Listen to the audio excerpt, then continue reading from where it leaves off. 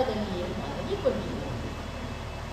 ಆದರೆ ಈ ಕಾಲಕ್ಕೆ ಕೇಳಿಸ್ತಾ ಇರುವುದೇನು ಆ ಅರ್ಥಸ್ವರ, ನನ್ನ ಗುಹೆಯಿಂದಲೇ ಬಂದ ಧ್ವನಿ, ನನ್ನ ಮಗಳು ಜಾಂಬವತಿಯದ್ದೇ ಧ್ವನಿ. ಹಾಗಾದ್ರೆ ಈ ರೀತಿ ಮಗಳು ಧ್ವನಿಸಬೇಕಾದ್ರೆ, ಆತ್ಮಸ್ವರದಿಂದ ಕೂಗಬೇಕಾದ್ರೆ ಕಾರಣ ಏನಿರ್ಬೋದು? ಕೇಳಿಸ್ತಾ ಇದೆಯಲ್ಲ, ಜೊತೆಯಲ್ಲೇ ಇನ್ನೊಂದು ಧ್ವನಿ, ಶಂಖಧ್ವನಿ. ಓ, ಈ ಶಂಖಧ್ವನಿಯಿಂದಲೇ ನನ್ನ ಮಗಳು ಬೆದರಿರಬೇಕು. ಹಾಗಾದ್ರೆ ಈ ಶಂಖಧ್ವನಿಯನ್ನು ಉಂಟು ಮಾಡಿದವ ಯಾರೋ ಒಬ್ಬ ಇದ್ದಾನೆ ಅಂತ ಆಯ್ತಲ್ಲ. ಬಂದವ ಯಾರು? ಹೆಣ್ಣು, ಗಂಟೋ, ಪ್ರಾಣಿಯೋ, ಪಕ್ಷಿಯೋ ಯಾವುದೇ ಆಗಿರಲಿ, ಧ್ವನಿಯನ್ನುಂಟು ಮಾಡಿದವ ಯಾರು ಎಂಬುದನ್ನು ಪರೀಕ್ಷಿಸಬೇಕಲ್ಲ. ಹಾಗೆ ಗುಹೆಯ ಹೊರಗೆ ಬಂದು ನಿಂತು ನೋಡಿದ್ರೆ ನಿಂತಿದ್ದಾನೆ ಒಬ್ಬ ಮಾನವ. ಆರೋನಿ.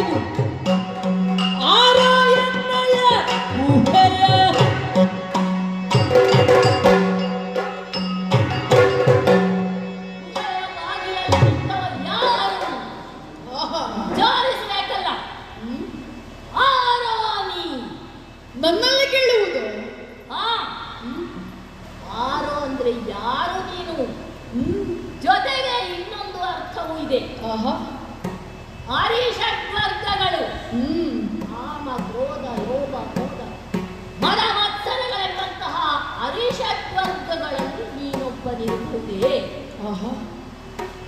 ದಟ್ಟವಾದಂತಹ ಕಾನನ ಇದು. ಕಾನನದ ಗುಹೆಗಳಲ್ಲಿ ವಾಸಿಸುವವರು ನಾವು. ನಮ್ಮದೇ ವ್ಯವಹಾರ ಇಲ್ಲಿ. ಅನ್ಯರಿಗೆ ಯಾವತ್ತೂ ಪ್ರವೇಶ ಈ ಭಾಗಕ್ಕೆ ಇಲ್ಲವೇ ಇಲ್ಲ. ಅಕ್ರಮವಾಗಿ ಪ್ರವೇಶ ಮಾಡಿದ್ದೆ.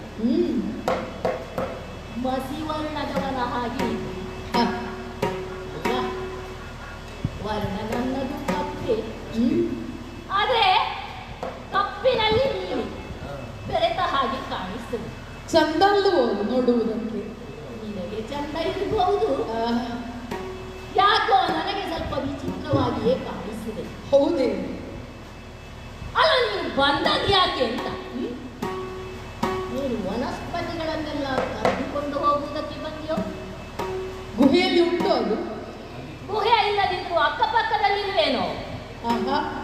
ಅಲ್ಲ, ಕದ್ದ ಬಳಿಕ ಮತ್ತೆ ನನ್ನ ಒಪ್ಪಿಗೆ ಪಡೆದುಕೊಳ್ಳುವುದಕ್ಕೋಸ್ಕರ ಬಂದಿಯೋ ಹೇಗೆ ಅಂತ? ಹೊರಗಿನ ಕಾನನವೆಲ್ಲವೂ ನಿನ್ನ ಆಧಿಪತ್ಯಕ್ಕೆ ಒಳಪಟ್ಟದ್ದು ಅಂತ ಹೇಳಿದನಲ್ಲ. ಇದೆಲ್ಲ ನಮ್ಮ ಆಧಿಪತ್ಯಕ್ಕೆ ಒಳಪಟ್ಟದ್ದು. ಇಲ್ಲಿ ಯಾರು ಅಕ್ರಮವಾಗಿ ಪ್ರವೇಶಿಸಕೂಡದು. ಓಹೋ, ಗೊತ್ತಿರ್ಲಿಲ್ಲ ನನಗೆ. ಅಲ್ಲ, ಪ್ರಾಣಿಗಳನ್ನೇನಾದ್ರೂ ಕೊಲ್ಲುವುದಕ್ಕಾಗಿ ಬಂದಿಯೋ? ಚಚ, ಅದಕ್ಕಲ್ಲ. ಯಾವುದಾದ್ರೂ ಹೊಸ ವಸ್ತುವನ್ನು ಸಂಶೋಧನೆ ಮಾಡುತ್ತಾ ಬಂದಿಯೋ? ಹೊಸತ್ತಲ್ಲ. ಹೊಸತ್ತಲ್ಲ, ಪರಿಸರದ ಸೌಂದರ್ಯವನ್ನು ಸವಿಯುವುದಕ್ಕಾಗಿ ಬಂದಿಯೋ? ಒಂದರ್ಥದಲ್ಲಿ ಅದು ಹೌದು.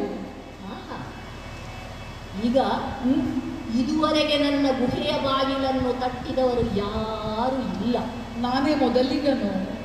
ನೀನು ಗುಹೆಯ ಬಾಗಿಲು ತಟ್ಟಿದ್ದು ಮಾತ್ರ ಅಲ್ಲ, ಮತ್ತೆ ನನ್ನ ಹೃದಯದ ಬಾಗಿಲನ್ನು ಒಮ್ಮೆ ತಟ್ಟಿದ ಹಾಗಾಯ್ತು ನೋಡು. ನನ್ನನ್ನು ಕಂಡಷ್ಟು ಸಂತೋಷ ಜೊತೆಯಲ್ಲಿ ಸಿಟ್ಟು ಬರ್ತಾ ಇದೆ.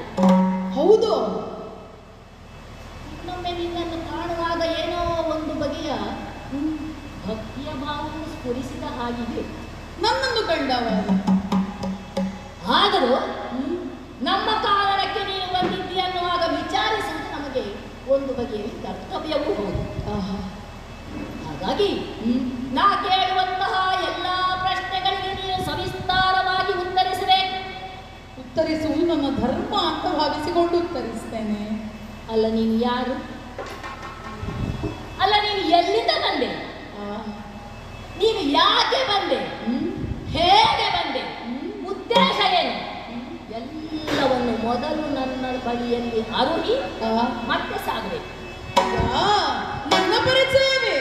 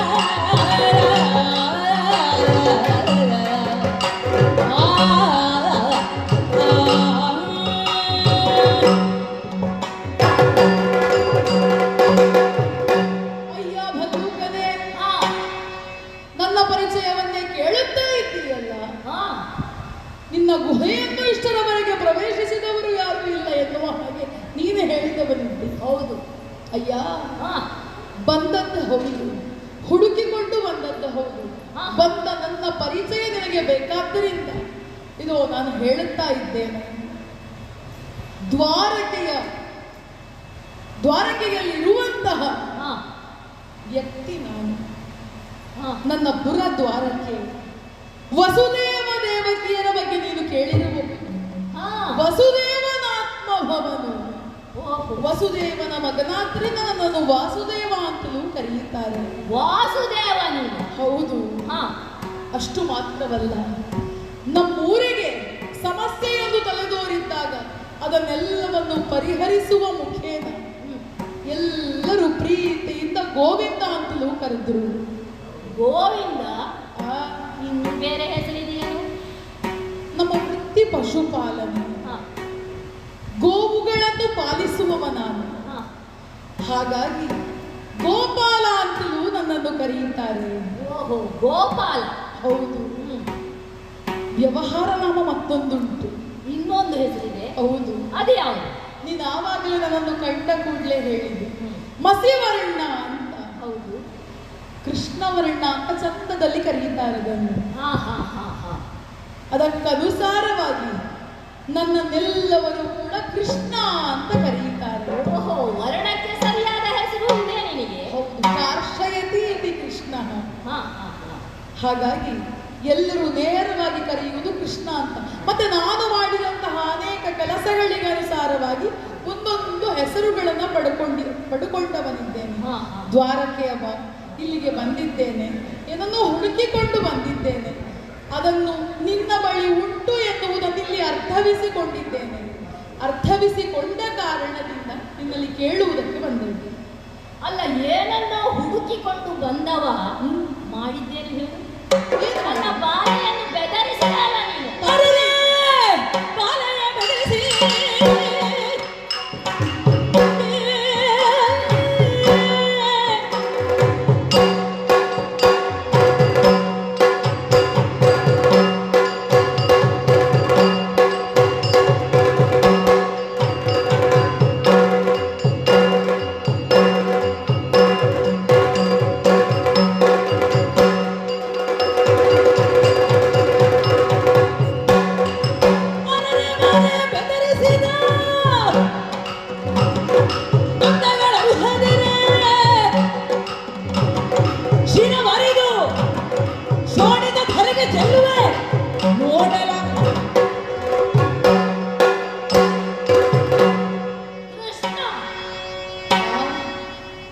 ಬಂದಿದ್ದೀಯಲ್ಲ, ಮಾನವ ಜನ್ಮದಲ್ಲಿ ಹುಟ್ಟಿದವನಲ್ವೇನು? ಹೌದಪ್ಪ. ಸ್ವಲ್ಪವಾದ್ರೂ ಸಾಮಾನ್ಯ ಜ್ಞಾನ ಇರಬೇಕೋ ಬೇಡ ಹೇಳು. ಸಾಮಾನ್ಯ ಜ್ಞಾನ ಯಾಕೆ ಅಂತ ತಿಳಿಯಲಿಲ್ಲವಲ್ಲ. ಹೇಳಬೇಕಲ್ಲ. ದಟ್ಟವಾದಂತಹ ಕಾನನ ಇದು, ಸತ್ತು ದತ್ತಲಗಳಿಲ್ಲದಂತಹ ಪ್ರದೇಶ. ಸತ್ಯ. ನನ್ನ ಮಗಳು ಜಾಂಬವತಿ ಒಬ್ಬಳೇ ಇದ್ದಾಳೆ. ಜೊತೆಯಲ್ಲಿ ಒಂದು ಪುಟ್ಟ ಮಗು ಇದೆ. ಇಂತಹ ಪರಿಸರದಲ್ಲಿ ಒಂದು ಗಟ್ಟಿಯಾಗಿ ಶಂಕನಾದವನ್ನು ಮಾಡಿಬಿಟ್ಟೆ. ನೋಡಿದ್ಯಾ, ಕೇಳಿದ್ಯಾ? ನನ್ನ ಮಗಳ ಆರ್ತನಾದ ಕೇಳಿದೆಯಾ? ಈ ಧ್ವನಿಯಿಂದಲೇ ಆಕೆ ಬೆದರಿದ್ದಾಳೆ. ತಪ್ಪಾಯಿತು. ತಪ್ಪಾದದ್ದಕ್ಕೆ ಹೇಳ್ತಾ ಇರೋದು. ಏನು, ನನ್ನ ಮಗಳನ್ನು ಹೇಳುವವರು ಕೇಳುವವರು ಯಾರು ಇಲ್ಲ ಅಂತ ಅಂದುಕೊಂಡ್ಯೋ ಹೇಗೆ? ಮಗಳು? ಹೌದು, ಅವಳು ನನ್ನ ಮಗಳು. ಅವಳನ್ನು ನೋಡಿಕೊಳ್ಳುವವನು ನಾನು. ನೀನು ಕೃಷ್ಣ, ವಾಸುದೇವ, ಗೋಪಾಲಕ, 10 ಹಲವು ಹೆಸರನ್ನು ಹೊತ್ತು ಬಂದವ. ನೋಡು, ಹೋದಲ್ಲೆಲ್ಲ ಒಂದೊಂದೇ ಹೆಸರು ಸೇರಿಸಿಕೊಳ್ತಾ ಬರ್ತಾ ಇದ್ದಿ. ಅಲ್ಲ, ಅಷ್ಟು ಕೆಲಸ ಮಾಡಿದ್ದೆ ನಾನು, ಸುಮ್ಮನೆ ಕೊಟ್ಟದ್ದಲ್ಲ. ಇಲ್ಲಿ ಇನ್ನೊಂದು ಹೊಸ ನಾಮಕರಣ ಆಗುವುದಕ್ಕಿದೆಯೋ ಹೇಗೆ? ಅಷ್ಟೇ. ಮತ್ತೆ ಒಳ್ಳೆಯ ಕೆಲಸಕ್ಕೆ ಬಂದ ಹೆಸರಲ್ಲ ಅದು, ಬೇಡದ ಕೆಲಸ ಮಾಡಿಯೇ ಬಂದದ್ದೆಲ್ಲ ಹೆಸರುಗಳು. ನನ್ನ ಪರಿಚಯ ಇರುವ ಹಾಗೆ ಮಾತಾಡ್ತೀನಿ, ಗೊತ್ತುಂಟು ನಿನಗೆ ನನ್ನ ಬಗ್ಗೆ. ಆಡುವ ಮಾತುಗಳಿಂದಲೇ ನಿನ್ನನ್ನು ಪರಿಚಯಿಸಿಕೊಳ್ಳುವುದಾಗುತ್ತದೆ. ಓಹೋ, ಹಾಗಾದ್ರೆ ಸಾಮಾನ್ಯ ಕರಡಿಯಿಂದ ಭಾವಿಸಿದ್ರೆ ಅಲ್ಲ. ನೋಡು, ನಾನು ಸಾಮಾನ್ಯ ಎಂಬ ಹಾಗೆ ಭಾವಿಸಿಕೊಳ್ಳಬೇಡ ನೀನು. ನೀನು ಕೃಷ್ಣ ಆಗಿರು, ಏನೇ ಆಗಿರು, ಬಂದದ್ದು ಒಬ್ಬನೇ. ಜೊತೆಯಲ್ಲಿ ಯಾರು ಇದ್ದ ಹಾಗೆ ಕಾಣಿಸ್ತಾ ಇಲ್ಲ. ಅಲ್ಲ, ಇದ್ದಾರೆ, ಹತ್ರದಲ್ಲಿಲ್ಲ ಅಷ್ಟೇ. ನಶಿನವನ್ನು ತಾರಿದು ಧರಣಿಗೆ ಚೆಲ್ಲಿದೆ ಇದ್ದಾರೆ. ಮತ್ತೆಂತದು? ನಿನ್ನ ಕೃಷ್ಣವ, ವಾಸುದೇವ, ಗೋಪಾಲಕವ, ಇನ್ನೊಂದ ಮತ್ತೊಂದ, ಎಲ್ಲ ಹೆಸರೇ ನಿರ್ನಾಮವಾಗಿ ಹೋಗಿತ್ತು. ಜತನ, ನನ್ನೊಂದಿಗೆ ಮಾತನಾಡುವಾಗ ಜತನವಾಗಿರಬೇಕು. ಎಷ್ಟು ಬೇಕು ಅಷ್ಟು ಹೇಳಿ ನಿನ್ನ ಪುರಕ್ಕೆ ತಿರುಗೋ. ಅಯ್ಯ, ವರಸ್ಯವಂತ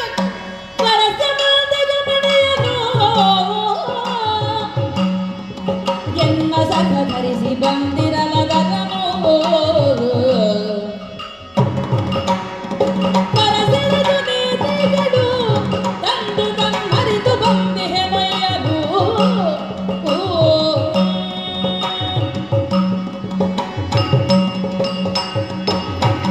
ಅಯ್ಯ ಜಾಂಬವಂತ ಕೃಷ್ಣ, ನಾನು ಹುಡುಕಿಕೊಂಡು ಬಂದದ್ದು ವರಸ್ಯವಂತಕ ಮಣಿಯನ್ನು. ಮಣಿಯನ್ನು? ಹೌದು. ಹಾ, ಅದನ್ನು ನೀವು ತೆಗೆದುಕೊಂಡು ಬಂದವನಿದ್ದೆ ಎನ್ನುವಂತಹ ವಿಚಾರವನ್ನು ಅರಿತೆ ಇಲ್ಲಿಯವರೆಗೆ ಅನುಸರಿಸಿಕೊಂಡು ಬಂದದ್ದು ನಿನ್ನ ಪದದ ಚಿಹ್ನೆಯ. ಅಲ್ಲ, ನನಗ ಆಶ್ಚರ್ಯ ಆಗುತ್ತಾ ಇದೆ. ನಿನ್ನ ಮಣಿಯನ್ನು ನಾನು ತೆಗೆದುಕೊಂಡು ಬಂದಿದ್ದೇನೆ. ಅಯ್ಯ, ನನ್ನ ಮಣಿ ಇತ್ತಲ್ಲ, ಹಾ? ನನ್ನ ಸಖನಾದಂತಹ ಪ್ರಸೇನ ಎಂಬಾತ ಕಾಡಿಗೆ ಬೇಟೆಗೆದ್ದು ಬಂದವ ಸ್ಯವಂತಕವನ್ನು ಕೊರಳಲ್ಲಿ ಧರಿಸಿಕೊಂಡು ಬಂದಿದ್ದ. ತುರಗವನ್ನೇರಿಕೊಂಡು ಬಂದಂತಹ ಅವನನ್ನು ಸಿಂಹವೊಂದು ಮರ್ದಿಸಿತು.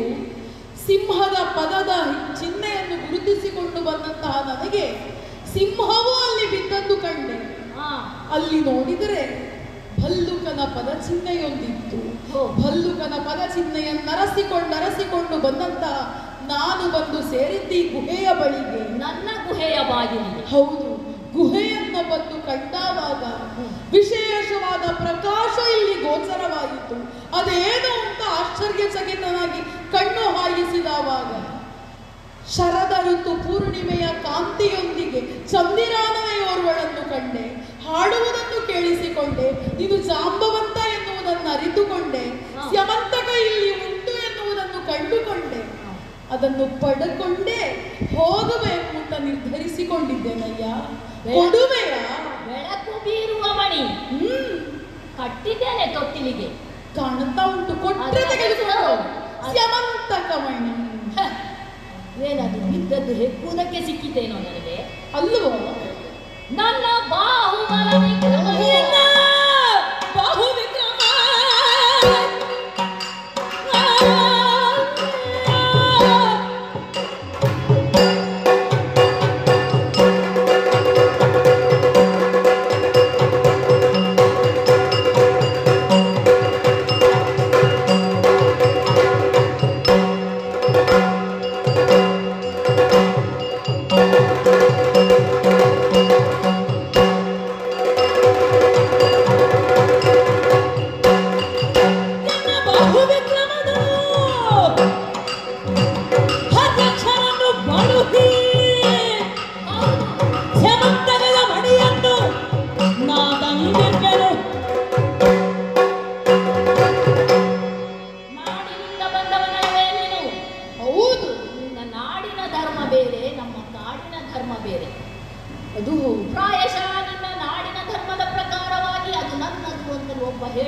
ಕೊಟ್ಟೇ ಬಿಡುತ್ತೇನೆ.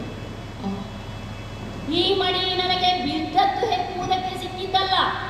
ನೀನಂದಂತೆ ಪ್ರಸೇನ ಅವನಾರು ಎಂಬುದು ನನಗೆ ಗೊತ್ತೇ ಇಲ್ಲ. ಅದಿರಬಹುದು. ನಾನಿದನ್ನು ಮೊತ್ತ ಮೊದಲು ನೋಡಿದ್ದೆಲ್ಲಿ ಗೊತ್ತೇ?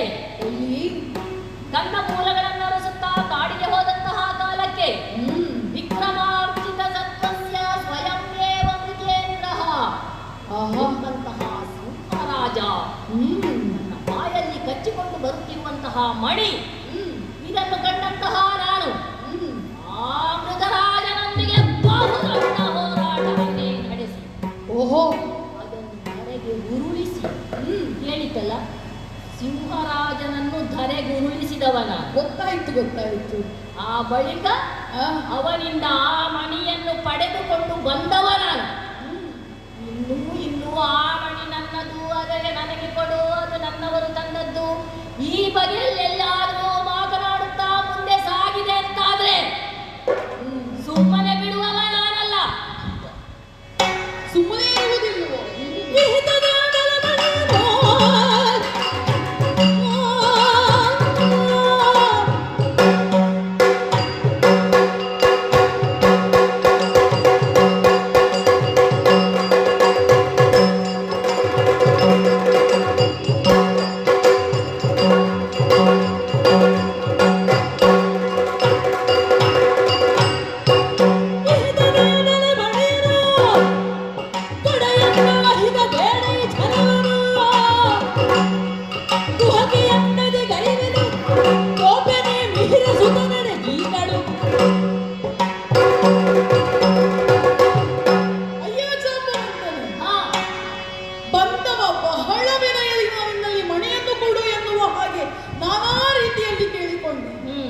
ನನ್ನದು ಅಂತ ಕೇಳುವುದಲ್ಲ, ನಮ್ಮೂರಿನವನದ್ದು, ನನಗೆ ಆತ್ಮೀಯನಾದವನದ್ದು.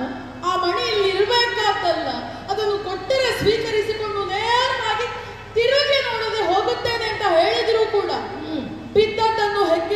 ತಂದದ್ದಲ್ಲ, ಬಾಹುವಿಕ್ರಮದಲ್ಲಿ ತಂದದ್ದು. ಸಿಂಹವನ್ನು ಕೊಂದ ಹಾಗೆ ನನ್ನನ್ನು ಕೊಲ್ಲುತ್ತೀಯಲ್ವೋ? ಅದಕ್ಕೆ ಹೇಳಿದ್ದು ಆ ಮಾತನ್ನು. ಓಹೋ, ನೀನು ಕೊಲ್ಲುವುದಕ್ಕಾದೀತು ಅಂತ ಭಾವಿಸಿರಬಹುದು. ಆದರೆ ನೀನು ಎಣಿಸಿದಷ್ಟು ಸಣ್ಣ ವ್ಯಕ್ತಿ ನಾನಲ್ಲ. ಸಣ್ಣ ಹುಡುಗ? ನನ್ನ ಬಗ್ಗೆ ನಿನಗೆ ಕಾಣುವಾಗ ಸಣ್ಣ ಹುಡುಗನ ಹಾಗೆ, ವಯಸ್ಸಿನಲ್ಲಿ ಸಣ್ಣವನ ಹಾಗೆ ಕಾಣಿಸ್ತಾ ಇದೆಯಲ್ಲ ಹಾಗೆ. ಅಯ್ಯ, ಮತ್ತೆ ಮತ್ತೆ ಹೇಳುತ್ತಾ ಇದ್ದೇನೆ, ವಿಹಿತದಿಂದಲೇ ಮಣಿಯನ್ನು ಕೊಟ್ಟರೆ ಅದೇ ರೀತಿಯಲ್ಲಿ ನಾನು ಮತ್ತೆ ಮರಳಿ ಹೋಗುತ್ತೇನೆ. ನೀನು ಕೊಡದೆ ಇದ್ದರೆ ಯಮಪುರ ಕಟ್ಟುತ್ತೇನೆ. ಎಚ್ಚರ ಎಚ್ಚರ. ಅಲ್ಲ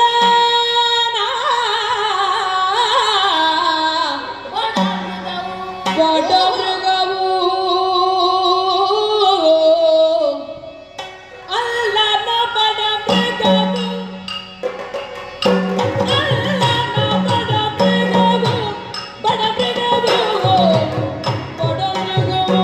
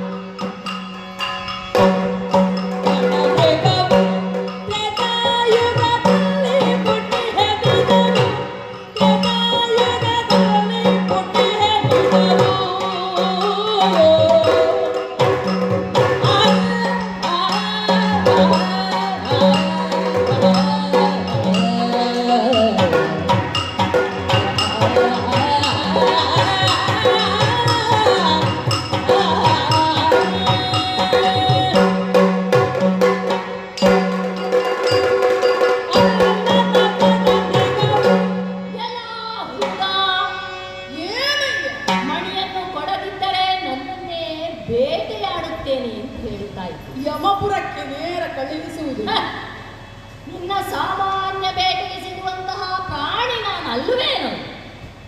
ಅಲ್ಲೂ ನಾನು ಈ ಯುಗದವನೇ ಅಲ್ಲ. ಯುಗ ಯುಗಾಂತರಗಳಿಂದಲೂ ಬದುಕಿ ಬಾಳಿದವನು ನಾನಿದ್ದೇನೆ. ನನ್ನ ತಂದೆ ಯಾರು ಗೊತ್ತೇ? ಯಾರು? ದಿನವೊಂದಕ್ಕೆ 74 ಲಕ್ಷ ಕೋಟಿ ಜೀವರಾಶಿಗಳನ್ನು ಸೃಷ್ಟಿ ಮಾಡುತ್ತಿರುವಂತಹ ಬ್ರಹ್ಮದೇವ. ಅಂಬುಜಾಸನ. ಒಮ್ಮೆ ಆಕಳಿಸಿದಾಗ ಹುಟ್ಟಿಕೊಂಡವ ನಾನು. ಪರಮೇಶ್ವರ ಎಂಬ ಹೆಸರು ಕೇಳಿದ್ದೀಯ ನೀನು? ದೇವರು. ಆ ಪರಮೇಶ್ವರ ದೇವರು ಹಾಗೂ ಅಂಬಿಕೆಗೆ ವಿವಾಹವಾದಾಗ ನಾನಿನ್ನು 19ರ ಹರೆಯದಲ್ಲಿ ಇದ್ದವನು.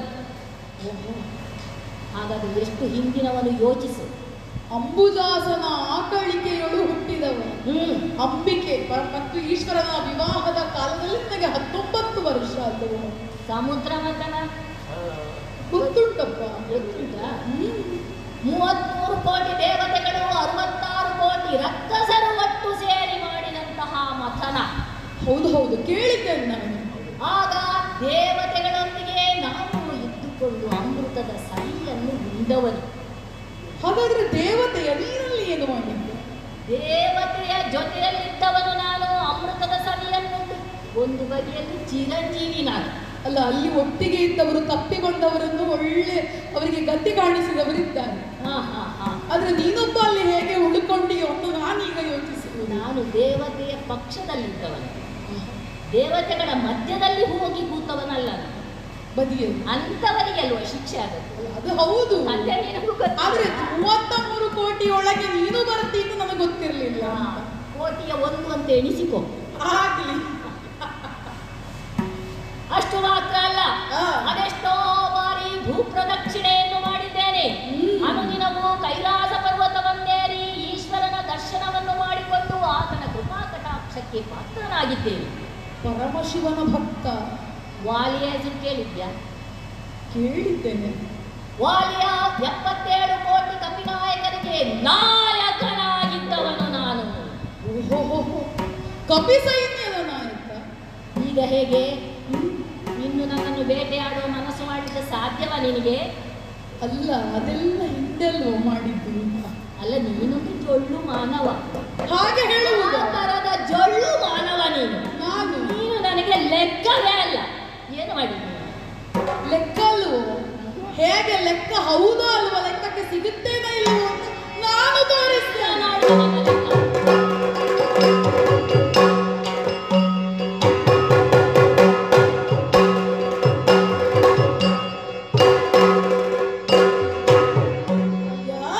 ನನ್ನ ಬಗ್ಗೆ ನನಗೆ ಗೊತ್ತಿಲ್ಲ ಇನ್ನೂ ಕೂಡ. ಏನು ಮಾಡಿದ್ದೇನೆ ಗೊತ್ತೋ? ಕಿರುಬೆಟ್ಟಿನೊಳಗೆ ನಾನು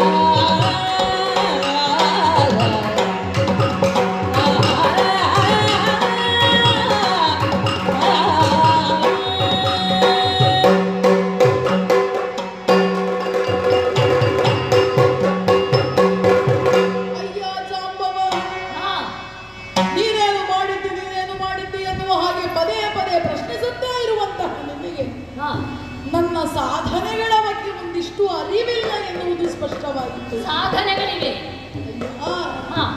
ನೀನು ನಿನ್ನ ಇತಿಹಾಸವನ್ನೇ ನನ್ನ ಎದುರಲ್ಲಿ ತೆರೆದಿಟ್ಟವ. ಹೀಗಿರುವಾಗ ನನ್ನದು ಒಂದಾದರೂ ಹೇಳಬೇಡುವನ? ಒಂದಿದೆಯೋ? ಇರುವುದು ಒಂದಲ್ಲ. ಹೇಳುತ್ತಾ ಹೋದ್ರೆ ಕೇಳುವುದಕ್ಕೆ ನಿನಗೆ ಸಾಧ್ಯವಾಗಲಿಕ್ಕಿಲ್ಲ. ಒಂದು ಹೇಳುತ್ತೇನೆ. ಅಯ್ಯ, ನಮ್ಮವರೆಲ್ಲರೂ ವರ್ಷದಲ್ಲಿ ವರ್ಷಧಾರೆಯಾಗಿ ಪ್ರತಿ ವರ್ಷವೂ ಕೂಡ ಸುಭಿಕ್ಷವೇ ನಮ್ಮಲ್ಲಿ ನೆಲೆಸಬೇಕು ಅಂತ ಭಾವಿಸುತ್ತ ಪ್ರತಿ ಬಾರಿಯೂ ಇಂದ್ರನನ್ನೇ ಮನಸ ಪೂಜಿಸುತ್ತಾ ಇದ್ದವರು. ಇಂದ್ರದೇವ ನಮಗೆ ಮಳೆ ಬರುವ ಹಾಗೆ ಮಾಡಿ ನಮ್ಮ ಭುವಿಯೆಲ್ಲವೂ ಕೂಡ ಸುಭಿಕ್ಷವಾಗುವಂತೆ ಮಾಡಬೇಕು ಎನ್ನುವ ಹಾಗೆ. ಆದರೆ ವಿಶೇಷವಾದ ಪರಿಣಾಮಗಳು ಯಾವುದು ನಮಗಲ್ಲಿ ಕಂಡದ್ದೇ ಇಲ್ಲ. ಹಾಗಾಗಿ ನಾನು ನಮ್ಮವರಿಗೆ ಸೂಚಿಸಿದವ ನಮಗೆ ಯಾವತ್ತಿಗೂ ರಕ್ಷಣೆಯನ್ನು ಒದಗಿಸುವುದು ನಮ್ಮದೇ ಆದಂತಹ ಗೋವರ್ಧನಗಿರಿ. ಗೋವರ್ಧನಗಿರಿ. ಹೌದು. ಹಾ. ಅದನ್ನು ಪೂಜಿಸಿದರೆ ನಮಗೆ ಮುಂದಕ್ಕೆ ಯಾವ ಕಷ್ಟವೂ ಆಗದೆ ನಮಗೆ ರಕ್ಷಣೆಯೇ ಸದಾ ಒದಗುತ್ತದೆ ಅಂತ ಹೇಳಿದವನ. ಅದನ್ನು ನಂಬಿಕೊಂಡು ನಮ್ಮವರೆಲ್ಲರೂ ಗೋವರ್ಧನಗಿರಿಗೆ ಪೂಜೆಯನ್ನು ಮಾಡಿದರು. ಹಾ. ಪೂಜೆ ಮಾಡಿದ್ದನ್ನು ಕೇಳಿದ್ದೆ ತಡ. ಇಂದ್ರನಿಗೆ ಬಂತಲ್ಲ ಸಿಟ್ಟು, ನನ್ನನ್ನು ಬಿಟ್ಟು ಇನ್ನೊಬ್ಬನಿಗೆ ನೀವು ಹೇಗೆ ಪೂಜೆ ಮಾಡಿದ್ರಿ ಅಂತ ಕೇಳಿಬಿಟ್ಟ. ಒಂದೇ ಸಮನೆ ಗುಡುಗು ಮಿಂಚು ಸಹಿತವಾದ ಧಾರಾಕಾರ ಮಳೆ ಸುರಿಯುವ ಹಾಗೆ ಮಾಡಿದ. ನೀನು ಮತ್ತೆ ಆಗಿಬಿಟ್ಟಿಯಾ? ಆಗಲಿಲ್ಲ. ಕಥೆ ಮುಗಿಲಿಲ್ಲ, ಇನ್ನೂ ಇದೆ. ನಮ್ಮದು ಇನ್ನೂ ಉಂಟು. ನಮ್ಮವರನ್ನೆಲ್ಲರನ್ನು ಗೋವರ್ಧನ ರಕ್ಷಿಸ್ತದೆ ಅಂತ ಹೇಳಿದ್ದೆ. ಮಾತು ಕೊಟ್ಟವ ನಾನು. ನಮ್ಮವರಿಗೆ ಏನು ಆಗಬಾರದು ಅಂತ ನಾನು ಭಾವಿಸಿಕೊಂಡು ಗೋವರ್ಧನ ಗಿರಿಯನ್ನು ಕಿರುಬೆಟ್ಟಿನಲ್ಲಿ ಎತ್ತಿ ಹಿಡಿದು ಆ ಮಳೆಯಿಂದ ರಕ್ಷಿಸಿದವ ನಾನು. ನಮ್ಮವರೆಲ್ಲರೂ ಅದರ ಅಡಿಯಲ್ಲಿ ಆಶ್ರಯವನ್ನು ಪಡೆದರು. ಇಂದ್ರನಿಗೆ ಇನ್ನೂ ಮಳೆ ಸುರಿಸಿದರೆ ಆಗಲಿಕ್ಕಿಲ್ಲ ಅಂತಾಯಿತು. ಅವನೂ ಬಂದು ಶರಣಾದ. ಅವನಲ್ಲಿದ್ದಂತಹ ಅಹಂಕಾರ, ತಲೆಗಡರಿದ ಸೊಕ್ಕೆಲ್ಲವೂ ಕೆಳಗಿಳಿಯಿತು. ಭುವಿಯೆಲ್ಲವೂ ಸುಭೀಕ್ಷವಾಗುವ ಹಾಗಾಯಿತು. ಕಿರುಬೆಟ್ಟನ್ನು ಎತ್ತಿದ್ದೇನೆ. ನಿನಗೆ ಒಂದು ಪರ್ವತವನ್ನು ಹಿಡಿದು ಅಲ್ಲಾಡಿಸ್ಲಿಕ್ಕೆ ಆದೀತ ಪುಣ್ಯ. ಅಲ್ಲ, ನೀನು ಎತ್ತಿದ ಕಿರುಬೆಟ್ಟ ಯಾವುದು? ಗೋವರ್ಧನ. ನನಗೆ ಪಟ್ಟಾಭಿಷೇಕವೂ ಮಾಡಿದ್ದಾರೆ ಅದರ ಬಳಿಕ. ಅಲ್ಲ, ನಾನು ಗೋವಿಂದ ಅಂತ ಹೆಸರು ಕೊಟ್ಟರು. ಅಲ್ಲ, ನಾನು ಯೋಚಿಸುವುದು, ಯುಗ ಯುಗಗಳಿಂದ ನಾನು ಇಲ್ಲಿದ್ದೇನೆ. ಆ ಗೋವರ್ಧನಗಿರಿ ಎಂಬುದು ನನ್ನ ನೆನಪಿನ ಕಡದಲ್ಲಿ ಬರ್ತಲೇ ಇಲ್ಲ. ಅದರ ಹೆಸರನ್ನೇ ಕೇಳಲಿಲ್ಲ ನೋಡು. ನಿನಗೆ ಜ್ಞಾನ ಅಷ್ಟೇ ಇರುವುದು ಅಂತ ಭಾವಿಸಬೇಕು. ಹೀಗಿರಬಹುದು. ಗೋಪಾಲ ಕಲ್ವನು. ಹೌದು ಹೌದು. ಗೋವುಗಳೆಲ್ಲ ವಿಸರ್ಜಿಸಿದಂತಹ ವಸ್ತುಗಳು, ಅದರಿಂದಲೇ ನಿರ್ಮಿಸಲ್ಪಟ್ಟಂತಹ ಒಂದು ಬೆಟ್ಟ ಇರಬೇಕು. ಆ ಪುಟ್ಟ ಬೆಟ್ಟವನ್ನು ಎತ್ತಿದ್ದೇನೆ ಎತ್ತಿದ್ದೇನೆ, ಕಿರುಬೆರಳಲ್ಲಿ ಎತ್ತಿದ್ದೇನೆ ಎಂಬ ಹಾಗೆ ಸಾಹಸವನ್ನು ಹೇಳುತ್ತಾ ಇದ್ದೀಯಲ್ಲ. ಪುಟ್ಟ ಬೆಟ್ಟ ಇನ್ನೇನು ಮತ್ತೆ? ನೀನು ಅದರಿಂದ ದೊಡ್ಡದು ಮಾಡಿದ್ಯೋ? ಅದಕ್ಕಿಂತಲೂ ಘನತರವಾದಂತಹ ಅನೇಕ ಕಾರ್ಯಗಳನ್ನು ಮಾಡಿದ್ದೇನೆ. ನೋಡು, ಒಂದು ಹೇಳ. ನಮ್ಮ ದೇವರು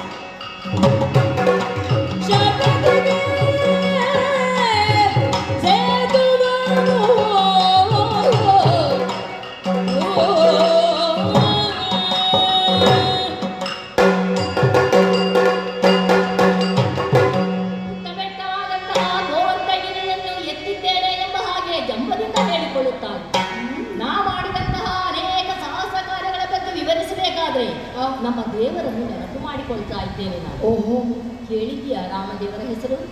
ಕೇಳಿದ್ದೇನೆ. ಆ ಸೇತು ಹಿಮಾಲಯದಿಂದ ಭರತಖಂಡದವರೆಗೆ ಸರ್ವವು ರಾಮರಾಜ್ಯವೇ ಆಗಿತ್ತು. ಆ ರಾಮನೇ ನಮ್ಮ ದೇವರು. ಸದಾ ನಮ್ಮ ಹೃತ್ಕಮಲದಲ್ಲಿ ನಾವೆಲ್ಲರೂ ಇರಿಸಿಕೊಂಡು ವಂದಿಸುತ್ತಾ ಪೂಜಿಸುತ್ತಾ ಆರಾಧಿಸ್ತಾ ಬರುತ್ತಾ ಇದ್ದೇವೆ. ನಮ್ಮ ದೇವರ ಸತಿಯನ್ನು ಒಂದೊಮ್ಮೆ ಖಳನಾದಂತಹ ರಾವಣ ಕದ್ದೊಯ್ದಾಗ ನಮ್ಮ ದೇವರು ಕಳಕೊಂಡಂತಹ ಸತಿಯನ್ನು ಮತ್ತೆ ಪಡೆಕೊಳ್ಳುವುದಕ್ಕಾಗಿ ಶತ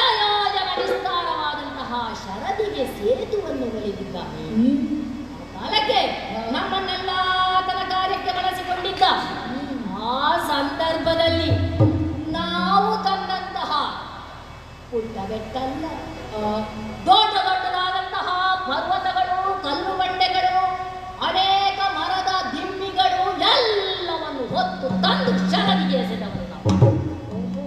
ನಾನು ಒಮ್ಮೊಮ್ಮೆಗೆ ಎಷ್ಟು ಪರ್ವತ ತಂದಿದ್ದೇನೆ ಗೊತ್ತುಂಟು ನಿಮಗೆ? ಎಷ್ಟು ತಂದಿದ್ದು? ಒಂದು ಸರ್ತಿಗೆ ತಲೆಯ ಮೇಲೊಂದು ಪರ್ವತ, ಬಗಲಲ್ಲೆರಡು ಪರ್ವತ, ಗಂಗುಳದಲ್ಲೆರಡು ಪರ್ವತ, ಜಂಗೆಯಲ್ಲೆರಡು ಪರ್ವತ, ಇನ್ನೆರಡು ಪರ್ವತಗಳನ್ನು ಕಾಲಿನಿಂದ ಚಿಮ್ಮುತ್ತಾ ಶರದಿಗೆ ತಂದು ಹಾಕಿದವನು. ಇದು ಒಟ್ಟು ಅಲ್ಲ, ಒಂದು ಸರ್ತಿಗೆ ಅಷ್ಟನ್ನು ತರ್ತಾ ಇದ್ದ. ಒಮ್ಮೆ ಈಗ ಮತ್ತೆ ಅನೇಕ ಬಾರ ತಂದು ತಂದು ತಂದು ಹಾಕಿದ್ದು. ತಂದು ತಂದು ತಂದು ಶರದಿಯ ನಿರ್ಮಾಣ ಆಗಿದೆ. 4.5 ದಿನಗಳಲ್ಲಿ ಶರದಿ ನಿರ್ಮಾಣ ಆಗಿದೆ. ಶರದಿಗೆ ಸೇತುವೆ ಹೌದು, ನಿರ್ಮಾಣ ಆಗಿದೆ. ಆಮೇಲೆ ಏನು ಮಾಡಿದ್ದೇನೆ ಗೊತ್ತುಂಟ? ಪರಮೇಶ್ವರ ಆವಾಸ ಸ್ಥಾನ ರಜತಾದ್ರಿ ಕೇಳಿದೆಯಲ್ಲ, ರಜತಾದ್ರಿಯನ್ನೇ ಹೊತ್ತು ತರುವುದಕ್ಕೆ ಹೋದಂತಹ ಕಾಲ ಬಡ ಓಡಿ ಬಂದಿದ್ದಾನೆ ಪರಮೇಶ್ವರ ದೇವರಿಗೆ ಹೆದರಿಕೆ ಆಯಿತು. ಎಲ್ಲಿ ತನ್ನ ರಜತಾದ್ರಿಯೂ ಕೂಡ ಹೋಗ್ತದೋ ಸಮುದ್ರಕ್ಕೆ ಅಂತ. ಆ ಕಾಲಕ್ಕೆ ಇಳಿದು ಬಂದಂತಹ ಪರಮೇಶ್ವರ ನನ್ನೊಂದಿಗೆ ಸಖ್ಯವನ್ನು ಮಾಡಿದ್ದಾನೆ. ಸಾಕಲ್ಲ ನಿನಗೆ? ಶಿವ ನಿನ್ನಲ್ಲಿ ಪರಮ ಸಖ್ಯವಗೈದನು. ಶಿವನ ಸಖ್ಯ ಇದೆ. ಬ್ರಹ್ಮನಿಂದ ಜನಿಸಿದ್ದೇನೆ, ಯುಗ ಯುಗಾಂತರಗಳಿಂದ ಇದ್ದೇನೆ, ಹಲವು ಘನ ಕಾರ್ಯಗಳನ್ನು ಮಾಡಿದ್ದೇನೆ, ಹಲವು ಪರ್ವತಗಳನ್ನು, ಶಿಖರಗಳನ್ನು, ಯಾವುದನ್ನೇ ಆಗಲಿ ತಂದು ತಂದು ತಂದು ತಂದು ಸಾಗರಕ್ಕೆ ಹಾಕಿದ್ದೇನೆ. ಇಷ್ಟೆಲ್ಲ ಸಾಹಸ ಮಾಡಿದಂತಹ ನನ್ನೊಂದಿಗೆ ನಿನ್ನ ಒಂದು ಪುಟ್ಟ ಬೆಟ್ಟದ ವಿಷಯ ಏನು? ನಿನ್ನನ್ನು ಮಂದಮತಿ ಅಂತ ಹೇಳುದ, ನಿನಗೆ ಮೌಢ್ಯ ಆವರಿಸಿದೆ ಹೇಳುದ, ಏನು ಹೇಳುದಂತ ನನಗೆ ಗೊತ್ತ. ಅಯ್ಯ, ನಾನು ಆವಾಗಲೇ ಆಗಿದೆ. ಒಂದು ವಿಚಾರ ಹೇಳುತ್ತೇನೆ ಅಂತ, ಇದು ಒಂದರಲ್ಲಿ ತೃಪ್ತನಾಗುವ ಹಾಗೆ ಕಾಣುವುದಿಲ್ಲ. ಗೋವರ್ಧನವನ್ನೆತ್ತಿ ಗೋವಿಂದ ಎನ್ನುವಂತಹ ಹೆಸರನ್ನು ಪಡೆದುಕೊಂಡು ಪಟ್ಟಾಭಿಷೇಕವನ್ನು ಪಡೆದುಕೊಂಡವ ನಾನು ಮಾತ್ರ ಅಲ್ಲ, ಅಷ್ಟು ಮಾತ್ರ ಅಲ್ಲ. ಅಯ್ಯ, ಹಿರಣ್ಯಾಕ್ಷನ ವಧೆ, ವರಾಹ ರೂಪದಿಂದ ಹೋಗಿ ಭೂದೇವಿಯನ್ನು ರಕ್ಷಿಸಿ ಎಲ್ಲರಿಗೂ ಒಳ್ಳೆಯದಾಗುವ ಹಾಗೆ ದುಷ್ಟನಾದಂತಹ ಹಿರಣ್ಯಾಕ್ಷನನ್ನು ಕೊಂದವನ. ಓಹೋ, ಆ ಯುಗದಲ್ಲಿ ನಾನಿದ್ದೆ. ಹೀಗೆ ಪುಟ್ಟ ಹುಡುಗನಾಗಿ. ಹೌದು. ಈಗ ನೀನು ಆವತ್ತಿದ್ದ ಮೇಲೆ ಇವತ್ತು ಇದ್ದಿ ಅಂತಾದರೆ ನಾನು ಆವತ್ತಿದ್ದೇನೆ ಎನ್ನುವುದನ್ನು ನೀವು ನಂಬಲೇಬೇಕಾಗುತ್ತೆ. ಆಮೇಲೆ ಅಷ್ಟು ಮಾತ್ರ ಅಲ್ಲ, ನಿನಗಿನ್ನೂ ನಾನು ಹೆಚ್ಚು ಹೇಳುತ್ತಾ ಹೋದರೆ ನಮ್ಮದು ಕಥೆಯೇ ಆಗುತ್ತದೆ. ಹಾಗಾಗಿ ನಾನು ಒಂದು ಅರ್ಥ ಮಾಡಿಕೊಂಡಿದ್ದೇನೆ, ನಿನಗೆ ನಾನು ಮಾಡಿದ ಸಾಧನೆಗಳ ಬಗ್ಗೆ ತೃಪ್ತಿ ಕಾಣುವುದಿಲ್ಲ. ಹೌದು, ಆಗಬೇಕಲ್ಲ. ಯಾಕಂದ್ರೆ ಜ್ಞಾನಹೀನಗೆ ಕನಕ ಪರ್ವತ ವೇಣು ಮೃಣ್ಮಯವಾಗಿ ತೋರ್ಪುದು. ಎಷ್ಟು ದೊಡ್ಡ ಕನಕದ ಪರ್ವತ, ಚಿನ್ನದ ಬೆಟ್ಟವೇ ಆದರೂ ಕೂಡ ಬುದ್ಧಿ ಇಲ್ಲದವನಿಗೆ ಮಣ್ಣಿನ ಹಾಗೆ ಕಾಣುತ್ತದಂತೆ. ಹಾಗೆ ನಿನ್ನಲ್ಲಿ ಮಾತಿಲ್ಲ, ಅದು ಬೇಡ, ನೇರವಾಗಿ ಯುದ್ಧವೇ.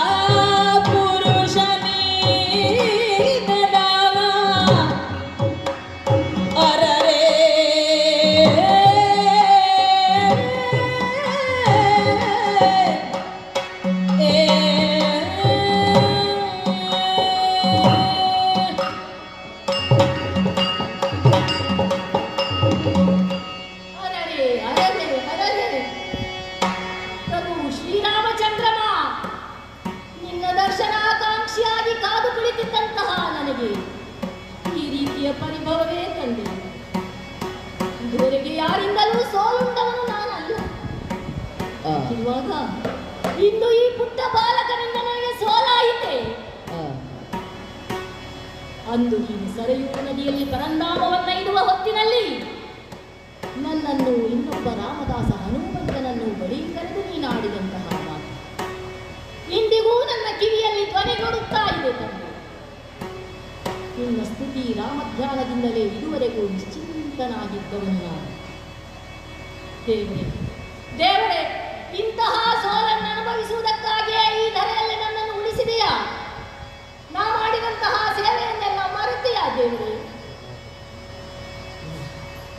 ಇಲ್ಲ, ಸಾಮಾನ್ಯನಲ್ಲ. ದ್ವಾಪರದ ಜೊಳ್ಳು ಮಾನವ ಇವ ಅಂದುಕೊಂಡು 28 ದಿನಗಳ ಸುದೀರ್ಘ ಕಾಲ ಈತನೊಂದಿಗೆ ಹೋರಾಟ ಮಾಡಿಬಿಟ್ಟು ತನ್ನ ತೋಳ ಕಸುವಿನಿಂದ ಪೃಥ್ವಿಗೆ ನನ್ನನ್ನು ಒರಗಿಸಿದಂತಹ ಈ ಧೀರ ಯಾರಿರ್ಬೋದು? ಒಂದು ಕಾಲಕ್ಕೆ ಸೆಳೆದು ನಿಂತು ಬೇದಿನಿಯನ್ನೇ ಮೆಟ್ಟಿ ರಾವಣಾದಿ ದುಷ್ಟನನ್ನೆಲ್ಲ ಗಡಗಡಗೊಳಿಸಿದವ ಈ ಜಾಂಬವ ಇನ್ನು ಈತನಲ್ಲಿ ತೋಳ ಕಸುವು ಹಾಗೆಯೇ ಇದೆ ಎಂಬುದನ್ನು ಪರೀಕ್ಷಿಸುವುದಕ್ಕಾಗಿ ನಾರಾಯಣನೇ ಧರೆಗಿಳಿದು ಈ ರೂಪದಲ್ಲಿ ಬಂದಿರಬಹುದೇ? ಇಲ್ಲ, ಬ್ರಹ್ಮದೇವ ನನ್ನ ಸೃಷ್ಟಿಗೆ ಕಾರಣಕರ್ತನಾದವ ಆತನೇ ನನ್ನನ್ನು ಇನ್ನೊಮ್ಮೆ ಪರೀಕ್ಷಿಸೋಣ ಎಂಬ ದೃಷ್ಟಿಯಿಂದ ಬಂದಿರಬಹುದೇ? ಧನುರ್ವೇದದ ಅಧಿಷ್ಠಾತೃವಾದಂತಹ ಪರಮೇಶ್ವರ ಪರಮ ಸತ್ಯವನ್ನು ನನ್ನಲ್ಲಿ ಬೆಳೆಸಿಕೊಂಡವ ಇನ್ನೊಮ್ಮೆ ನನ್ನ ತೋಳ ಕಸುವು ಎಷ್ಟಿದೆ ಎಂಬುದನ್ನು ಪರೀಕ್ಷಿಸುವುದಕ್ಕಾಗಿ ಮತ್ತೆ ಈ ರೂಪದಲ್ಲಿ ಬಂದಿರಬಹುದೇ? ಇವನಾರು ಎಂಬುದನ್ನು ತಿಳಿಯುವಂತಹ ವಾಂಛೆ ನನ್ನಲ್ಲಿ ಉಂಟಾಗಿದೆ. ನಾ ಕಂಡದ್ದು ಕಪ್ಪು ಮಾತ್ರ, ಅದು ಹೊರಬಾರ ಒಳಗೆ ಬೆಳಕು ಇದೆ ಎಂಬುದರ ಅರಿವಾಯಿತು.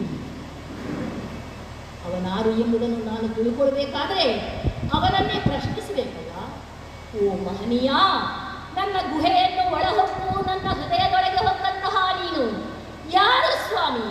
ಅರಿಯಬೇಕೆಂಬಂತಹ ಹಂಬಲ ಉಂಟಾಗಿದೆ, ಹೇಳಬೇಕಿದೆ. ಅಯ್ಯ, ಶರಣನೆಂದೆನಲಾಗ ಶ್ರೀಹರಿ ಕರುಣದೊಳು ಕ್ಷಮೆಯಾಂದು ಕರುಣದೊಳು ಕ್ಷಮೆಯಾಂದು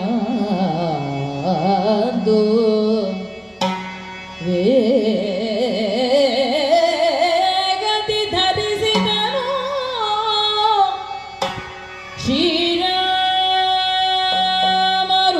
ಶ್ರೀರಾಮರೂಪವ ಅತಿ ವಿಲಾಸದಲ್ಲಿ ಶ್ರೀರಾಮರೂಪವ ಧರಿಸಿದನು ಅತಿ ವಿಲಾಸದಲ್ಲಿ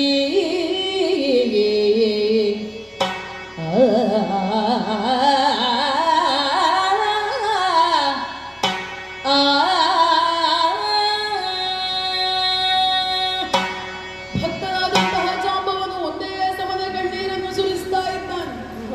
ನನ್ನ ದೇವನಾದಂತಹ ರಾಮಚಂದ್ರಮನೆ ಯುದ್ಧಕ್ಕಾಗಿ ಬಂದನೋ ಎನ್ನುವ ಹಾಗೆ ದ್ವಾಪರದಲ್ಲಿ ಕೃಷ್ಣನಾಗಿದ್ದರೂ ಕೂಡ ಅವನ ಆರಾಧ್ಯ ಮೂರ್ತಿಯಾದಂತಹ ತ್ರೇತಾಯುಗದ ರಾಮನಾಗಿ ನನ್ನ ಭಕ್ತಾಗ್ರೇಸರನಾದ ಜಾಂಬವನಿಗೆ ದರ್ಶನವನ್ನೀಯುತ್ತೇನಂತೆ.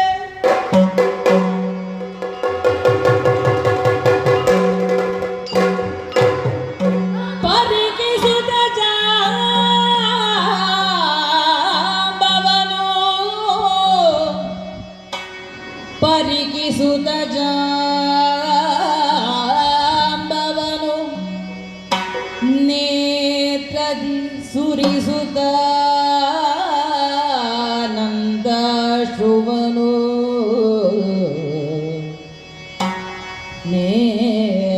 ನೇತ್ರದಿ ಸುರಿಸುತ್ತ ನಂದಾಶ್ರುವನು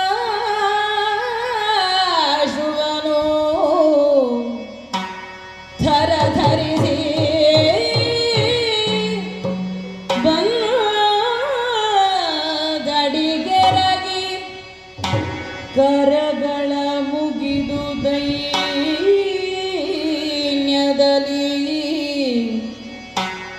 ಕರಗಳ ಮುಗಿದು ದೈನ್ಯದಲ್ಲಿ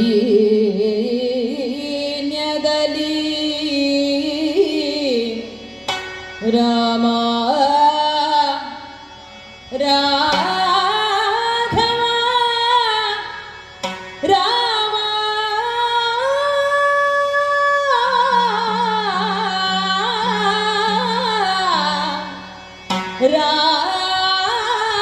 ರಾಘವ ದಶರಥ ಬಾಲ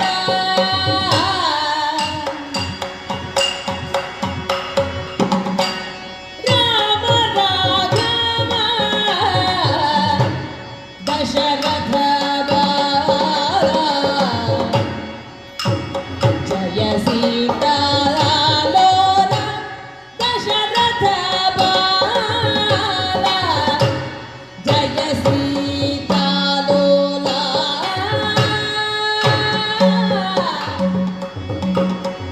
ರಾಮ ದಶರಥ ವಿಮೋಚನ ಜಯ ಜಯ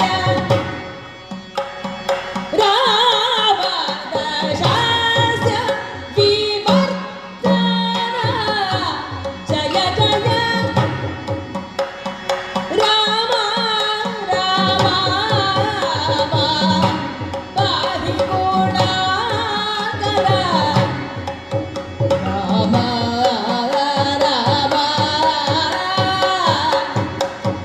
ರಾಮ ಪಾಹಿ ಗುಣಾಕರ ರಾಮ ದಶಾಸ್ಯ ವಿಮಾತನ ಜಯ ಜಯ ರಾಮ ರಾಮ ಪಾಹಿ ಗುಣಾಕರ ರಾಮ ರಾಘವ ದಶರಥ ಬಾಲ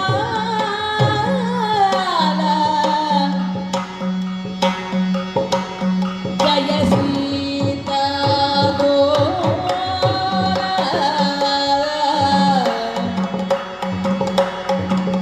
ರಾಮ ದಶಾಸ್ಯ ವಿಮತ್ತನ ಜಯ ಜಯ ರಾಮ ರಾಮ ಪಾಹಿ ಗುಣಾಕರ ರಾಮ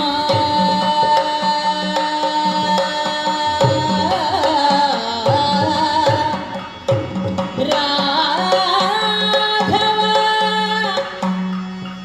ರಾಮ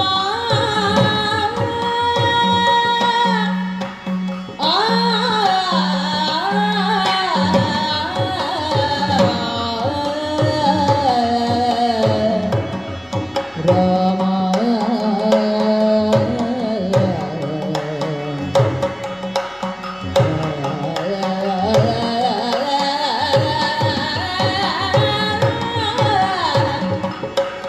ರಾಮ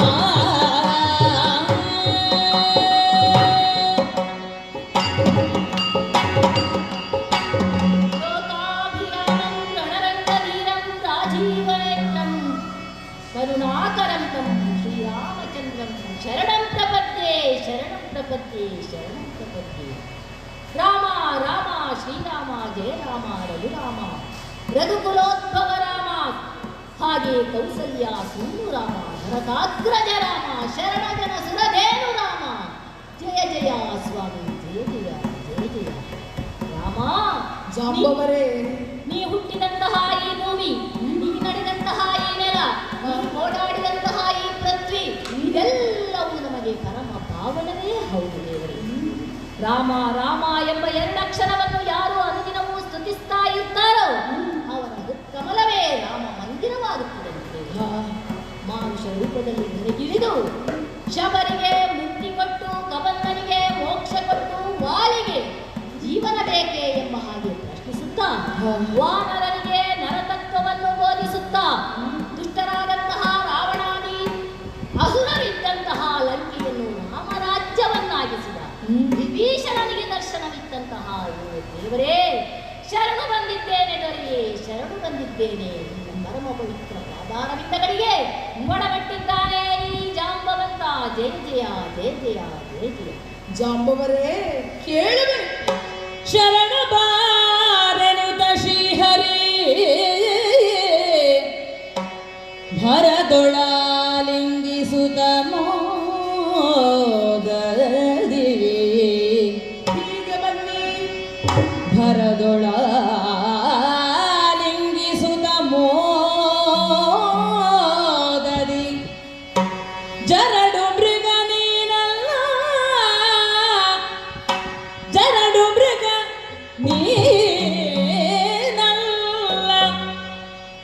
ಇಂಗಿತವರಿತು ಬಂದಿಹೆನು ಇಂಗಿತವರಿತು ಬಂದಿಹೆನು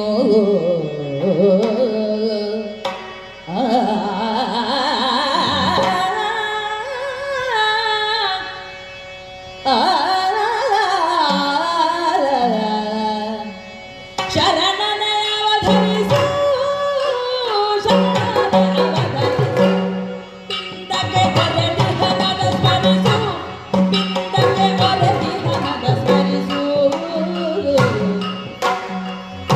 ದರ್ಶನವೀಯುವೆ ಮುಂದಿನ ಯುಗದೊಳು ದರ್ಶನವೀಯುವೆ ಮುಂದಿನ ಯುಗದೊಳಗಿರು ನೀನಾವದೆಗೆ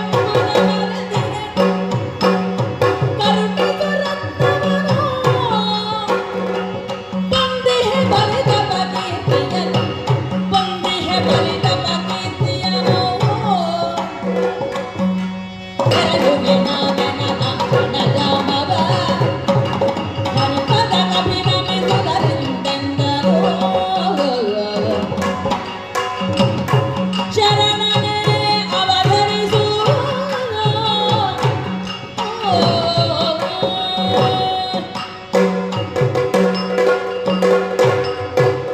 ಶರಣಶ್ರೇಷ್ಠರಾದ ಜಾಂಬವರೇ, ದೇವರೇ ಒಮ್ಮೆ ಹೀಗೆ ಬನ್ನಿ, ನಿಮ್ಮನ್ನೊಮ್ಮೆ ಮನಸ್ಸ ಆಲೋಚಿಸಿಕೊಳ್ಳುತ್ತೆ. ಆಹಾ ಜಾಂಬವರೇ, ತ್ರೇತಾಯುಗದಲ್ಲಿ ನನ್ನ ಶರಣ ಶ್ರೇಷ್ಠರಾಗಿ ನೀವು ಗೈದಂತಹ ಎಲ್ಲ ಕಾರ್ಯಗಳನ್ನು ಮರೆತವನು ನಾನಲ್ಲ. ಅಲ್ವಲ್ಲೇ ನಿಮ್ಮನ್ನು ಪರೀಕ್ಷಿಸುವ ಅಂತ ಹೀಗೆ ಮಾಡಿದ್ದು ಅಂತ ಭಾವಿಸಿಕೊಳ್ಳಬೇಡಿ. ಓಹೋ ಜಾಂಬವರೇ, ದೇವರೇ ತ್ರೇತಾಯುಗದಲ್ಲಿ ನೀವು ನನಗೆ ಸಹಕರಿಸಿದಂತಹ ರೀತಿಯನ್ನು ಕಂಡು ಮೆಚ್ಚಿಕೊಂಡವನ, ನಿಮ್ಮನ್ನು ಮನಸ್ಸ ಒಪ್ಪಿಕೊಂಡವ ಅಪ್ಪಿಕೊಂಡವ ನಾನು. ಹೌದು ದೊರೆ. ತ್ರೇತಾಯುಗದ ಕೊನೆಯ ಹಂತಕ್ಕಾಗುವಾಗ ದೇವರೇ, ಚಿರಂಜೀವಿಯಾದಂತಹ ನಾವು ಹೇಗೆ ಸಾಯಲಿ, ನೀನಿಲ್ಲದೆ ಹೇಗೆ ಬದುಕಲಿ ದೇವರೇ ಅಂತ ನನ್ನಲ್ಲಿ ಭಿನ್ನವಿಸಿಕೊಂಡಾವಾಗ ಹೌದು ಯುಗ ಯುಗಗಳಲ್ಲಿ ನಿಮಗೆ ದರ್ಶನವನ್ನು ಕೊಡುತ್ತೇನೆ ಜಾಂಬವರೇ ಅಂತ ಆಡಿದ್ದೆ. ಹೌದು ದೊರೆ.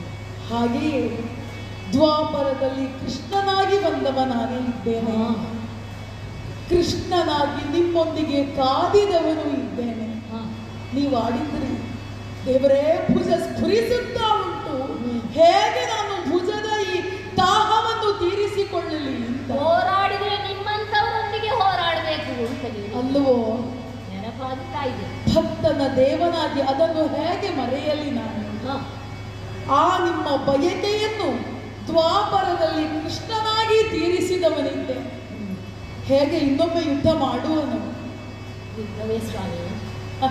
ಜಾಂಬವರು ಪರೀಕ್ಷೆಯಲ್ಲ, ನಿಮ್ಮನ್ನು ಕಂಡು ಮೆಚ್ಚಿಕೊಂಡವನೇ ಇದ್ದೇನೆ.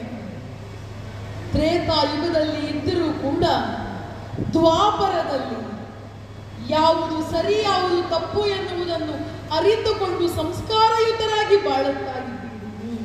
ಹಾಗೆ ಬಾಳುವಂತಹ ನಿಮ್ಮನ್ನು ಕಂಡು ಮತ್ತೆ ಸಂತಸ ಪಟ್ಟವನಿದ್ದೇನೆ. ಯಾಕೆ ಹೀಗೆ ಯುದ್ಧ ಮಾಡಿದೆ ಅಂತ ಬೇಸರಿಸಿಕೊಳ್ಳಬೇಡಿ. ಬಂದ ಉದ್ದೇಶ ಇಷ್ಟೇ, ನನ್ನ ಮೇಲೆ ಅಪವಾದ ಬಂದಿದೆ, ಅಪವಾದದಿಂದ ಮುಕ್ತನಾಗಬೇಕಲ್ಲ, ಹಾಗೆ ಬಂದದ್ದು ಹೌದು. ನಿಮ್ಮನ್ನು ಪರೀಕ್ಷಿಸಬೇಕು ಅಂತಲ್ಲ, ಇದು ಕಾಲ ಕೂಡಿ ಬಂದದ್ದು ಅಂತ ಹೇಳಬೇಕಷ್ಟೇ. ನಿಮಗೆ ದರ್ಶನ ಕೊಡಬೇಕು ಅನ್ನುವಂತಹ ನಿಮ್ಮ ಇಚ್ಛೆ, ನನ್ನ ಇಚ್ಛೆ ಎರಡೂ ಇಲ್ಲಿಗೆ ಈಡೇರಿದೆ. ಹಾಗಾಗಿ ಬೇಸರ ಇಟ್ಟುಕೊಳ್ಳಬಾರದು ಜಾಂಬವರು. ನಿನ್ನಲ್ಲಿ ಬೇಸರವೇ ದೇವರೇ, ಆದಿದೇವರ ದೇವನಲ್ವೇ. ಆದಿದೇವರ ದೇವ, ಹೌದು ದೊರೆಯೇ. ಆದಿದೇವರ ದೇವ, ನಿನ್ನೊಡನೆ ಮುರಿದು ನಾ ಕಾದಿದ ಪರಾಧ ಪರಿಹಾರಕ್ಕೆ ನಿನ್ನೊಡನೆ ಮುಳಿದು ಕಾದಿದ ಪರಾಧ ಪರಿಹಾರಕ್ಕೆ ಎನ್ನಯ ಸುತೆಯ ಮೋದದಿಂದಿಯುವೆನು. ಹೌದು ದೇವರೇ, ನಯಸುತೆಯ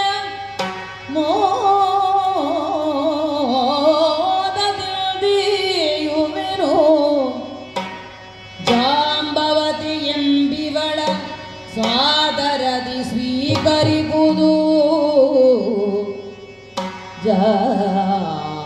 ಜಾಂಬವತಿ ಎಂಬಿವಳ ಸಾದರದಿ ಸ್ವೀಕರಿಬುದು ಆ ಆ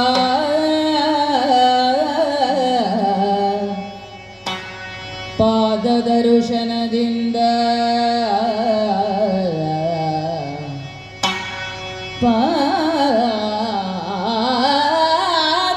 ಪಾದದರ್ಶನದಿಂದ ಧನ್ಯ ತಾನದೆನುತ ಧನ್ಯನಾಗಿದ್ದೇನೆ ದೊರೆ. ಪಾದದರ್ಶನದಿಂದ ಧನ್ಯ ತಾನೆಂದೆನುತ ಶ್ರೀಧವಂಗಾತ್ಮಜಯ ಮಣಿ ಸಹಿತ ಅರ್ಪಿಸ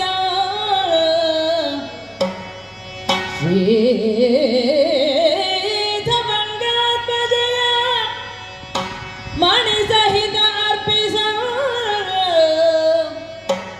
ಖೇದ ಪಡದಿರು ಸುಖದಿ ಬಾಳೆನುತ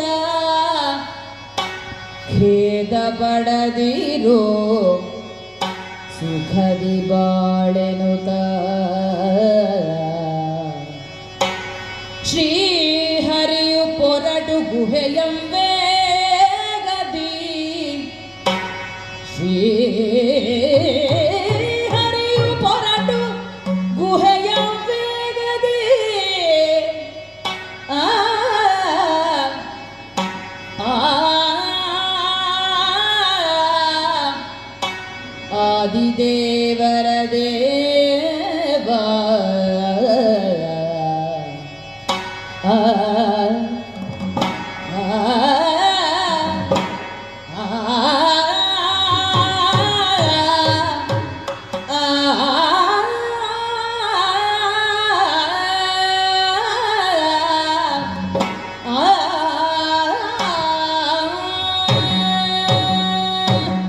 ಪ್ರಭು ಶ್ರೀರಾಮಚಂದ್ರಮ, ಜಾಂಬವರೇ. ನೀನು ಆದಿದೇವರ ದೇವ, ಹಾ, ದೇವರುಗಳಿಗೆ ದೇವನು, ಹ್ಮ್, ಆದಿ ಜನಾರ್ದನ ನೀನು. ಸತ್ಯ. ವೇದಗಳು ಕೂಡ ನಿನ್ನನ್ನು ಪರಬ್ರಹ್ಮ ಎಂಬ ಹಾಗೆ ಹಾಡಿ ಹೊಗಳುತ್ತಾ ಇವೆ. ಹೌದು. ಪ್ರಪಂಚವನ್ನೇ ಒಂದು ನಾಟಕ ರಂಗವಾಗಿಸಿ ದೇವದೇವೋತ್ತಮನಿಸಿಕೊಂಡಂತಹ ನೀನು ಸೂರ್ಯಚಂದ್ರರನ್ನೇ ದೀಪವಾಗಿ ಬೆಳಗುತ್ತಾ ನಿಗಮಾಗಮಗಳ ಪರದೆಯನ್ನು ಕಟ್ಟಿ ನೀನೇ ಪಾತ್ರಧಾರಿಯಾಗಿ ಸೂತ್ರಧಾರಿಯಾಗಿ ರಂಗದಲ್ಲಿ ಮಿಂಚುತ್ತಾ ಬುದ್ಧಿಯಂತ ಅನ್ನುವಾಗ ನಾವೆಲ್ಲರೂ ಬರಿಯ ಪೋಷಕ ಪಾತ್ರಗಳಾಗಿ ಮಾತ್ರ ಇದ್ದೇವೆ. ಆದರೆ ನಿನ್ನ ಸೇವೆಯನ್ನು ನಾವು ಮಾಡಿದ್ದೇವೆ ಎಂಬಂತಹ ತೃಪ್ತಿ ಮಾತ್ರ ನಮಗಿದ್ದದ್ದು ಹೌದು. ಪ್ರಭು ಜಾಂಬವರೇ. ಸರಯೂ ನದಿಯಲ್ಲಿ ಪರಂಧಾಮವನ್ನ ಇರುವ ಹೊತ್ತಿನಲ್ಲಿ ನೀನಾಡಿದಂತಹ ಮಾತಿನಂತೆ ದರ್ಶನ ಭಾಗ್ಯವನ್ನು ಈ ಕಾಲದಲ್ಲಿ ನನಗೆ ಒದಗಿಸಿಕೊಟ್ಟಿದ್ದೀಯ. ಆದರೆ ಮಂದಮತಿಯಾದಂತಹ ನಾನು ಅದನ್ನರಿಯದೆ ನಿನ್ನ ಮೇಲೆ ಕೈ ಮಾಡಿದೆ, ಪ್ರಮಾದವೆಸಗಿದೆ. ಆ ಪ್ರಮಾದದ ಪರಿಮಾರ್ಜನೆಗಾಗಿ ನೀನನ್ನಂತೆ ನಿನ್ನದಾದಂತಹ ಈ ಮಣಿಯನ್ನು ಜೊತೆಗೆ ಪ್ರೀತಿಯಿಂದ ಸಾಕಿಸರೈದಂತಹ ನನ್ನ ಮಗಳು ಜಾಂಬವತಿ, ಪುಟ್ಟ ಮಗು ಪ್ರವೀರ, ಎಲ್ಲರನ್ನು ನಿನಗೇ ನಾನು ಅರ್ಪಿಸುವನಿದ್ದೇನೆ. ದೇವರೇ, ನಿನ್ನ ಆಗಮನದಿಂದ ನನ್ನ ಈ ಗುಹೆ ವೈಕುಂಠವಾಯಿತು. ಎಲ್ಲವೂ ಜಾಗೃತವಾಗಿ ಪರಮಾನಂದ ಸ್ಥಿತಿಯಲ್ಲಿ ನಾನಿದ್ದೇನೆ.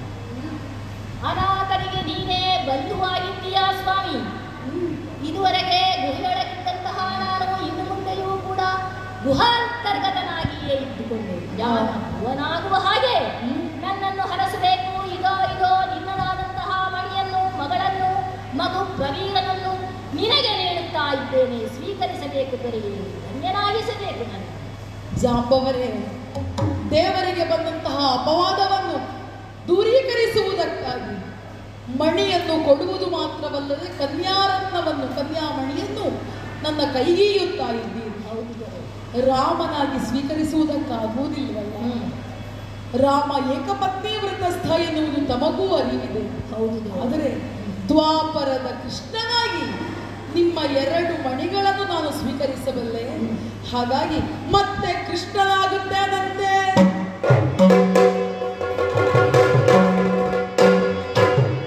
ಇದೋ ನೀವು ಕೊಟ್ಟಂತಹ ಕನ್ಯಾಮಣಿಯನ್ನು ಸ್ಯಮಂತಕ ಮಣಿಯನ್ನು ಸ್ವೀಕರಿಸಿದವನಿದ್ದೇನೆ. ಜಾಂಬವರೇ, ಮುಂದಕ್ಕೂ ನಿಮಗೆ ಯಾವತ್ತಿಗೂ ಒಳ್ಳೆಯದೇ ಆಗಲಿ ಅಂತ ಹರಸುತ್ತ ಅಪವಾದದಿಂದ ಮುಕ್ತನಾಗುವುದಕ್ಕೆ ನನಗೆ ಹೋಗುವುದಕ್ಕೆ ಅನುಮತಿಯನ್ನು ನೀಡಬೇಕು. ಆಗಲಿ ಪ್ರಭು. ಧನ್ಯೋಸ್ಮಿ. ಧನ್ಯೋಸ್ಮಿ. ಜಾಂಬವರಿಂದ ಮಣಿಯನ್ನು ಪಡೆದದ್ದಾಯಿತು, ಮಗಳಾದ ಜಾಂಬವತಿಯನ್ನು ಪಡೆದದ್ದಾಯಿತು. ನಮ್ಮ ಅಣ್ಣನಿಗೆ ಮಾತು ಕೊಟ್ಟು ಬಂದವ ನಾನು. ಸ್ಯಮಂತಕ ಮಣಿಯನ್ನು ತೆಗೆದುಕೊಂಡು ಬರುತ್ತೇನಣ್ಣ, ಪ್ರಸೇನನ ವಾರ್ತೆಗಳನ್ನು ನಿನಗೆ ಬಂದು ಅರುಹುತ್ತೇನೆ ಎನ್ನುವ ಹಾಗೆ. ಹಾಗಾಗಿ ತಡ ಮಾಡುವುದಲ್ಲ, ಅಣ್ಣನ ಬಳಿಗೆ ಹೋಗಬೇಕು, ವಿಷಯ ತಿಳಿಸಬೇಕು, ಸತ್ರಾಜಿತನಿಗೆ ಮಣಿಯನ್ನು ಮುಟ್ಟಿಸಬೇಕಲ್ಲ. ತಡ ಮಾಡುವುದಿಲ್ಲ, ಮುಂದುವರಿಯುತ್ತೇನೆ.